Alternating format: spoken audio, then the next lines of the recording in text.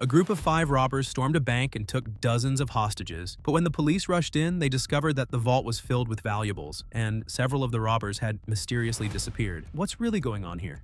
In Seattle, a bank is robbed by 5 criminals who use heavy firepower to quickly take over the place, seizing more than 40 hostages and forcing the bank manager to lock the front door. Soon after, they blow open the vault and break in. When the police arrive, they set up an impenetrable perimeter around the bank. With hostages in tow and media already swarming the scene, the police can't risk making any sudden moves. They have no choice but to carefully negotiate with the robbers. All points of entry identified and covered. Detective Bernie Callow, in charge of the operation, can't get through on the bank phone but eventually manages to contact the gang leader, known as Lorenz. Prepared for this moment, Lorenz uses a voice changer during the call, mocking Callow as a nobody and declaring that he will only negotiate with Detective Quenton Connors. All right, well, try not to screw this up, huh, Detective? This infuriates Callow since Quenton is the most renowned and accomplished officer on the force, always outshining him. Not long ago, during an operation led by Quenton, things went terribly wrong. An African-American kidnapper had taken a female hostage, and although Quenton managed to shoot the kidnapper, he inadvertently caused the hostage's death. Unfortunately, the victim turned out to be the daughter of a prominent local politician. The media blew up the story, and even though Quenton hadn't acted improperly, the department decided to suspend him to calm public outrage. In that incident,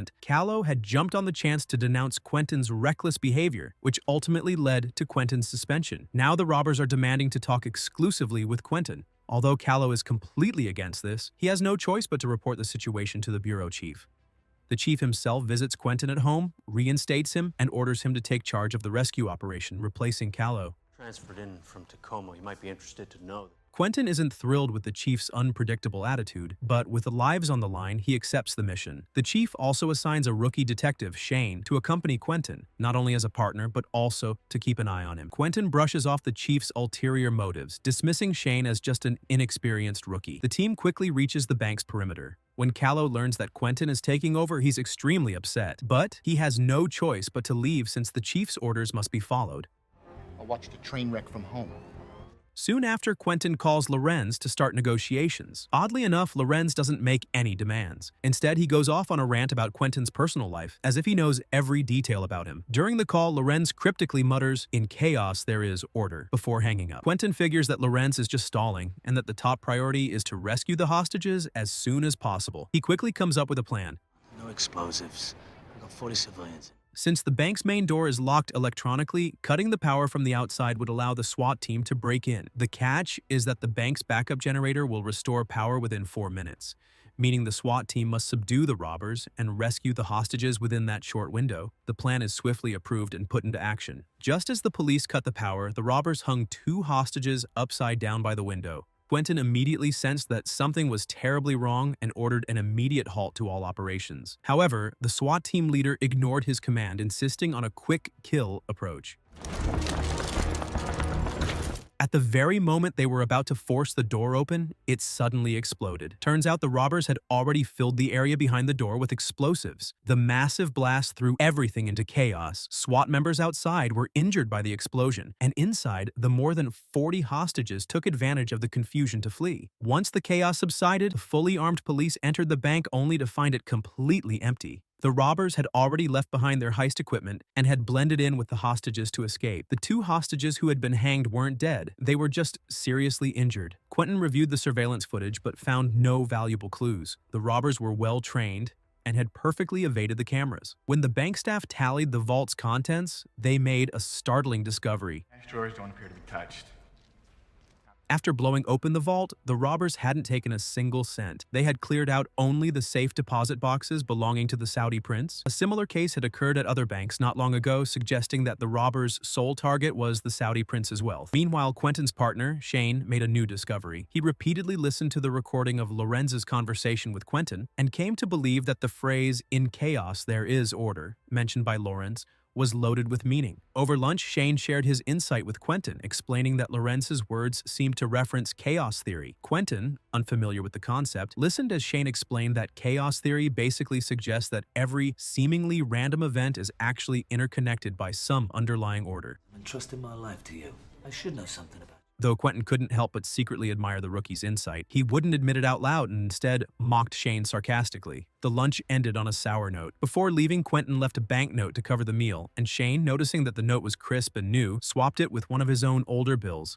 Shortly afterward, the two returned to the crime scene. A detective had noticed something odd in a video taken by a reporter. Among the fleeing hostages was an individual behaving suspiciously, apparently a robber. This fugitive had a criminal record for bank robberies. He was essentially a drifter and sometimes stayed at his girlfriend's place. Quenton and Shane immediately led a team to the girlfriend's house. As expected, the fugitive was there. When he realized the police were on his trail, he panicked, and a shootout ensued. It was clear that he was indeed one of the robbers. After a brief, chaotic skirmish, the fugitive bolted. Shane trailed closely behind. Just as the fugitive was about to drive off, Shane managed to hit his arm with a shot, slowing him down enough. Quenton then arrived with his vehicle in time to ram the fugitive, knocking him unconscious. After the injured fugitive was taken to the hospital, Quenton and Shane returned to the girlfriend's house to investigate further. There, they made a shocking discovery: stolen money from the police evidence room.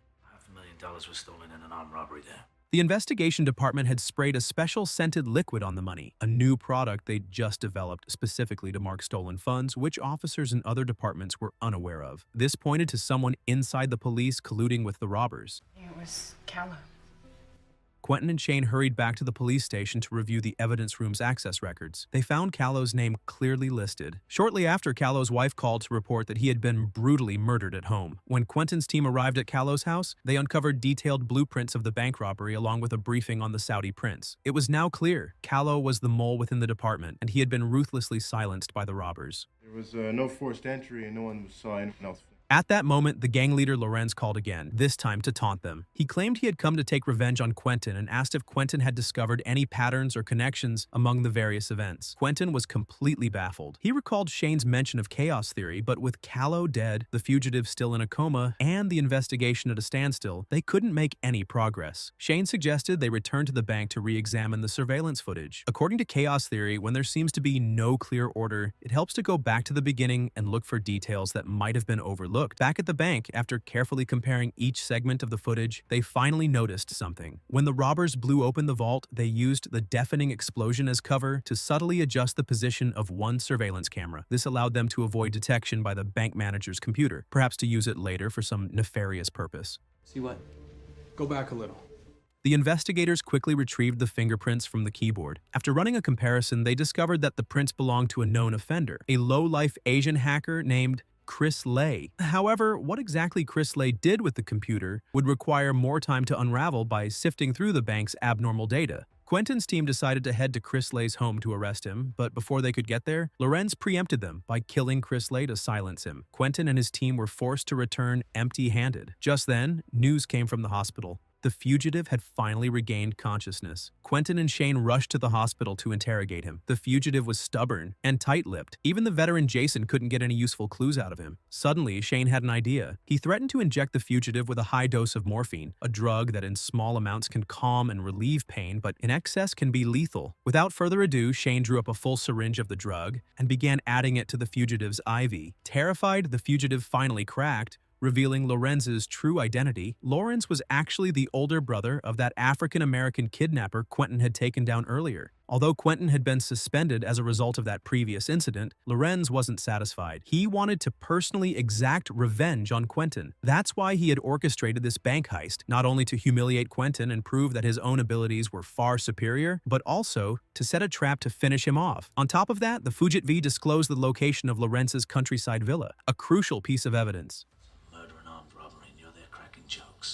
Quenton immediately decided to head to the villa. On the way, he asked Shane if he knew that using drugs on the robbers without following proper legal procedure was dangerous, that if someone accidentally died, the consequences would be dire. But Shane just laughed and replied that what he'd injected wasn't morphine at all, it was actually a saline solution, a method Quenton had once told him could be used to achieve the same effect without breaking any rules. Deep down, Quenton had to admit that he'd misjudged Shane. His partner was indeed exceptionally capable. Finish what he started.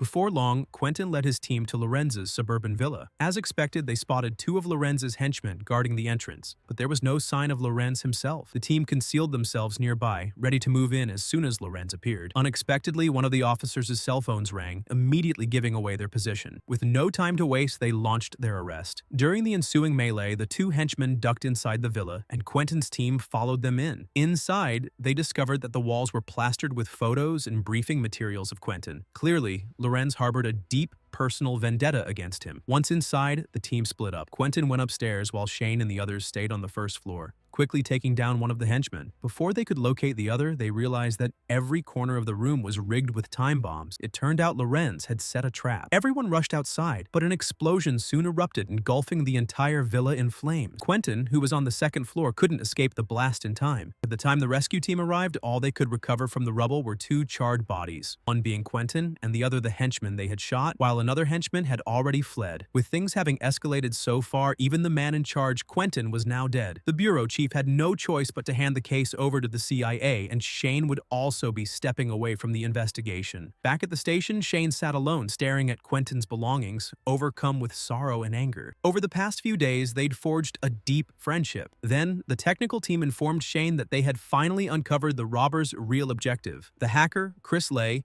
had planted a virus in the bank manager's computer. This virus was capable of withdrawing funds randomly from every account. Set up a host of phantom accounts, right? Each withdrawal not exceeding $100. Since the bank's alarm system only monitors large transfers, these small withdrawals went unnoticed. Cunningly, the robbers exploited this loophole to drain money from tens of millions of accounts, eventually making off with $1 billion.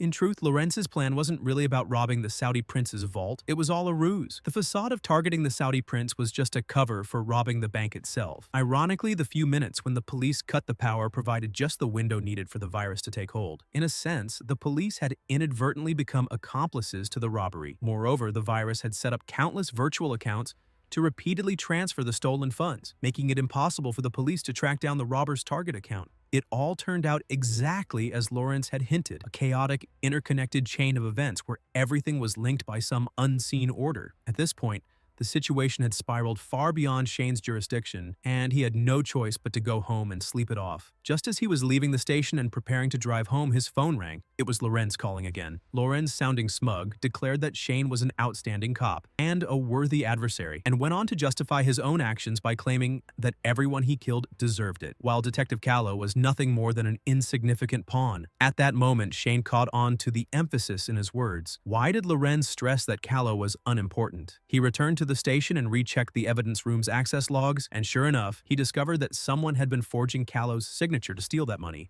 Shane reported this to the bureau chief, who ordered him to continue investigating. Using his excellent interrogation skills, Shane finally extracted the truth from the guard at the investigation office. It turned out that the mastermind Lorenz wasn't the older brother of the African-American kidnapper at all. He was a cop. In the case that led to Quenton's suspension, two officers were present. One was Quenton and the other was his African-American partner, Lorenz. When the kidnapper refused to surrender, Lorenz decided to shoot him. But the kidnapper used a hostage, a woman, as a shield. After the hostage died, Quenton, fearing that the kidnapper might go on a rampage, shot him. Later, thanks to Callow's backstabbing, Jason was suspended while Lorenz was outright fired. Fueled by hatred for Callow and jealousy of Quenton, Lorenz had assumed the identity of the kidnapper's older brother to stir up this entire mess. The guard had agreed to act as Lorenz's mole in order to frame Callow. After all, the guard not only bore a personal grudge against Callow, but also couldn't stand his self-serving, scheming ways. Shane pursued him without hesitation. History repeated itself, but this time Lorenz's identity had taken on a new twist. He had transformed from a cop into a robber. Lorenz was curious to see how a fellow officer like Shane would react. Would he let the criminal go for the sake of the hostage's safety, or would he, like before, shoot him on the spot? As the standoff continued,